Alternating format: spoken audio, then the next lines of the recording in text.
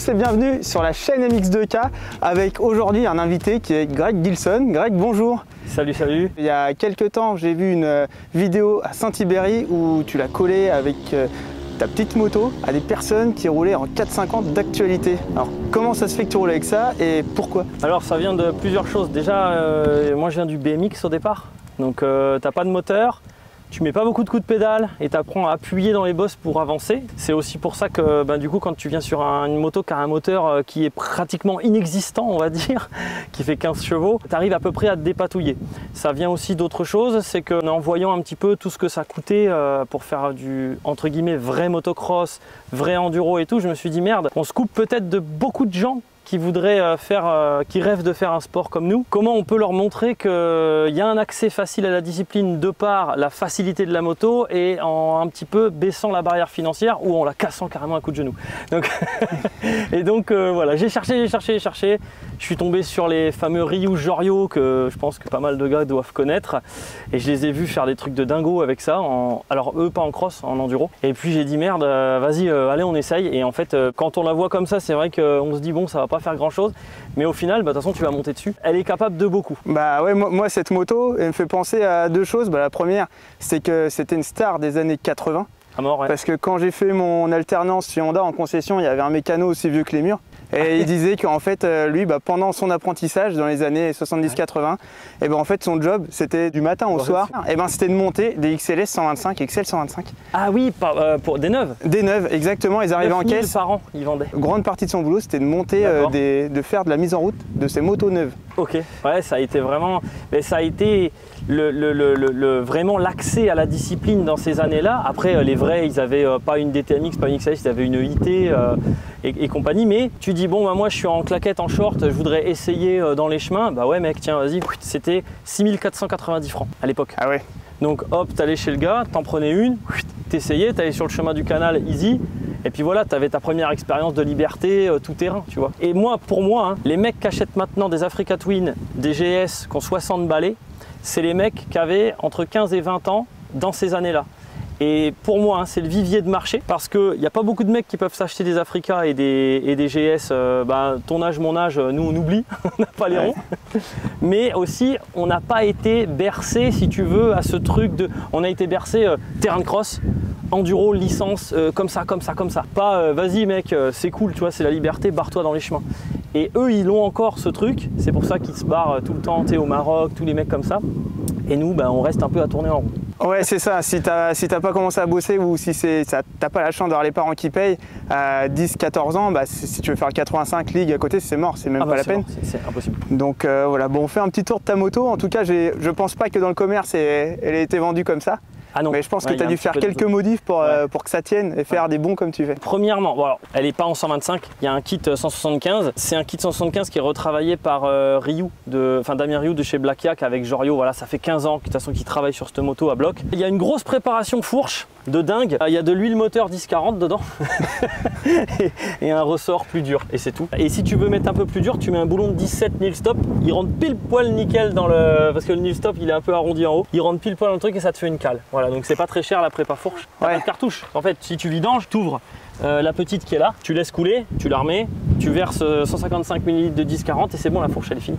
Là on est clairement à l'opposé de ce qu'on a l'habitude de vous présenter sur le MX2K où soit on fait des prépas justement pour la course, soit des motos neuves de l'année en cours.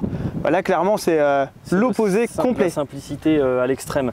Après tu avais des silent blocks dans le T de fourche comme un peu toutes les motos récentes, mais comme ils ont 42 ans les trucs, parce qu'avec 80 elle a 42 ans, un peu tassé, hein. Ils sont un peu sécos, c'est sur le côté si tu veux, donc du coup pareil, ils ont usiné des petites bagues en alu qui valent, je sais plus, 15 balles.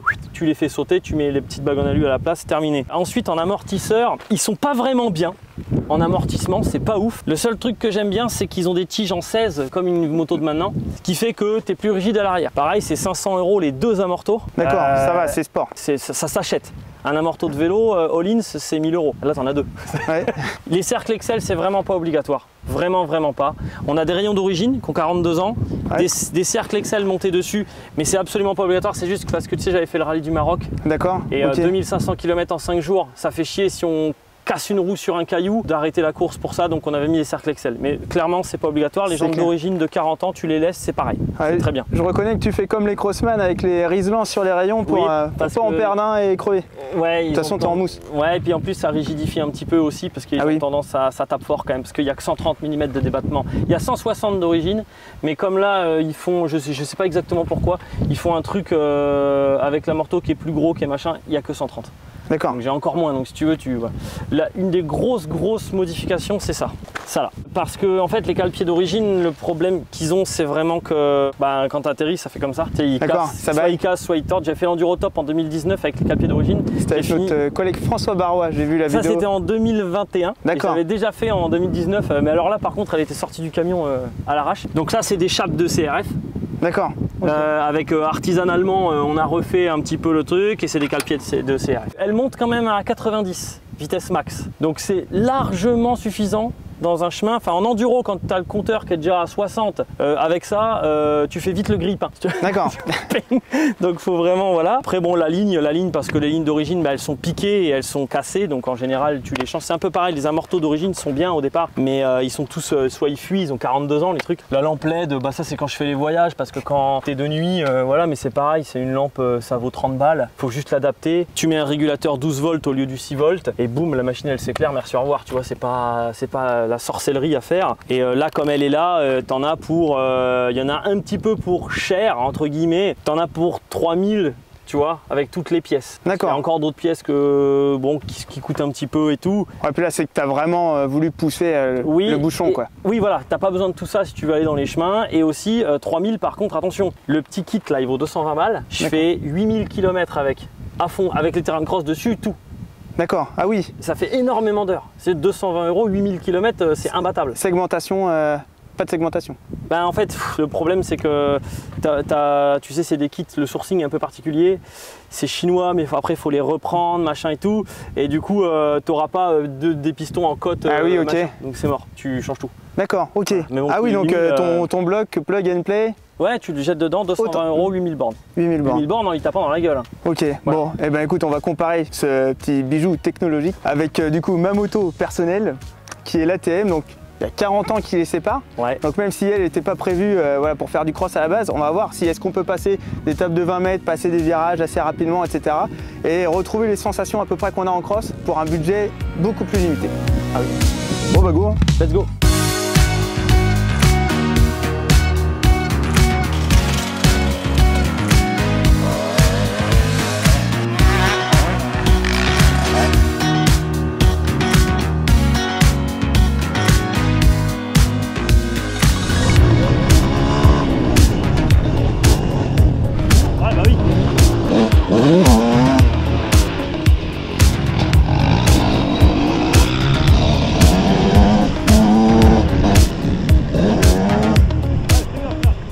Bon là Greg il fait plusieurs passages, on voulait vraiment qu'il passe cette table qui fait 20 mètres, donc j'ai mesuré grâce à mes pieds.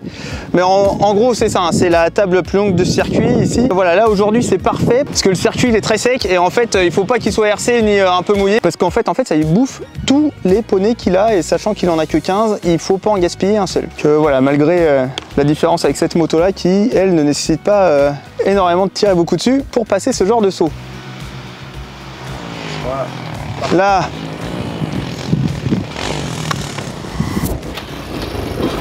bon, ça démarre au premier coup de kick. Effectivement, Greg il a raison. Ça tabasse un peu. Bon, l'avantage, c'est que là au moins c'est une moto où on peut se dire reste soudé.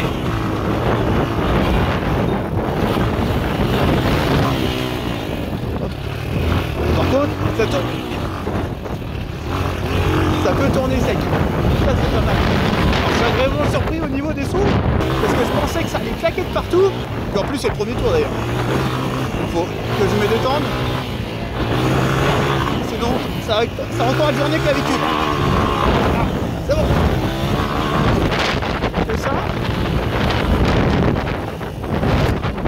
Ah oui, ok d'accord, elle m'a dit soit tu passes pas. Mais évite de te mettre entre les deux, je viens de comprendre pourquoi. Oh, elle est passée. 20 mètres en XLS, c'est validé. Oh, je suis content. Ah, c'est vraiment le kiff. Oh là là, faut faire gaffe.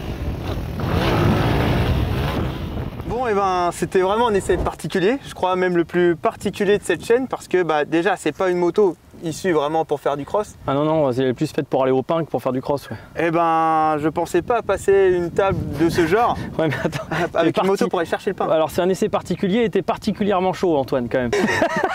Parce que quand même, là, il y a un moment, ouais, là-haut, je t'ai vu en travers dans l'appel, j'ai dit là, je pense que quand la réception va apparaître, je pense qu'Antoine il va être en train de rouler. Non, t'étais particulièrement chaud, parce qu'en plus, t'as dit ouais, j'y vais tranquille, premier tour, machin. En fait, t'es parti à bloc, t'as sauté déjà.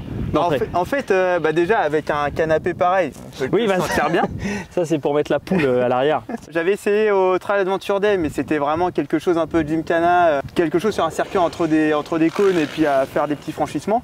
Là du coup j'étais un peu plus dans l'environnement que je connais, circuit de cross, mais du coup en fait bah, cette moto de toute façon il y a un petit débattement, donc soit on saute pas du tout. Voilà. Là où j'étais agréablement surpris, c'est qu'effectivement on peut se permettre de passer des gros sauts et bah là nous on fait les essais avec des Kayaba dernière génération, des Showa, des Whippy, et là en fait avec une fourche micro diamètre avec de la 10-40 dedans. Ouais.